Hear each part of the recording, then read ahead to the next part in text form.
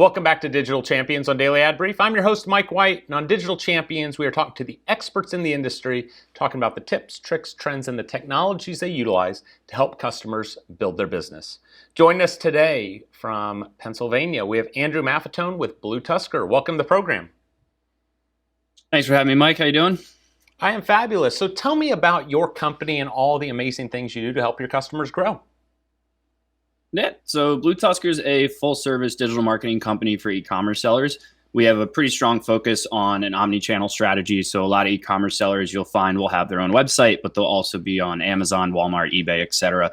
And we help basically come in and set up their entire marketing structure to make sure that all of those different sales channels that they're on are all looking the same, sounding the same, and all of the marketing that they're doing is leveraging each of them as best as possible. What's the biggest challenge that you see or the biggest mistake businesses make when they try to handle all of this in-house for their e-commerce company? How long is this program? Yeah, so you got time. Handling it all in-house makes a lot of sense when you get to a certain size. We tend to find once sellers kind of surpass like that 15 to 20 million mark, I actually find that it's better for them to have it in-house because there's a lot more intricacies behind what's going on in the business and things like that. But in the beginning, you can't really afford to have someone do it correctly, and you also can't really afford to do it incorrectly.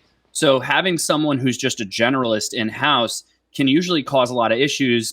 They're not really knowledgeable in a certain spot, but even if they are really knowledgeable in a certain spot, you then end up outsourcing to someone who has a specialty. But the problem with that area is then your in-house person basically becomes an account manager and is just like trying to talk to all the different freelancers and agencies and stuff that they're working on. So we really kind of come in as like your outsourced marketing department. So our account managers actually basically act as like a fractional CMO. Our entire marketing department acts as basically a fractional marketing department. So that way you can leverage professional, skilled people without having to pay the ridiculous amount that it would take to have all those people in-house. What's the biggest pain point you have when buying programmatic media or working with DSPs? Sometimes it's the lack of data. Depending on the ones you're using and which platform you're on, sometimes there's just not enough data that's being supplied. So for example, in Google Ads, if you're doing like a smart shopping campaign or something along those lines, you have no real control over it. You're kind of just, there's no terms, you can't see anything. So it can sometimes be blind.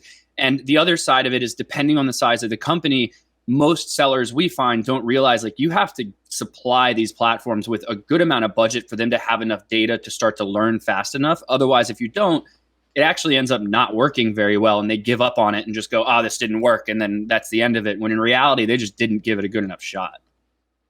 What do you think the biggest change in the way people market their products and services is going to be over the next 12 to 24 months? Slowly, people are going to start to realize that you really need to leverage a community and you have to kind of cater to a specific audience and make sure that you're adjusting accordingly. Like I find a lot of, obviously on our end, we work with a lot of sellers. So for e-commerce sellers, we find a lot of them are just kind of doing this spray and pray approach of like, everyone buy my product. It's great for everyone. Everyone should have it. When in reality, they really need to figure out who their specific customer is. I think as time goes on, sellers are going to start to realize that just because you can't, it's just not sustainable to go that route. Plus, with all the issues that are kind of going on now, you don't want to go too wide. You really want to own an audience and then scale from there.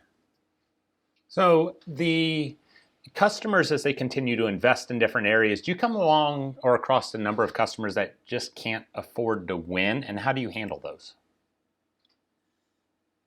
Getting creative. So yeah, a lot of times you find ones that can't afford to win. So obviously we're referring to paid advertising.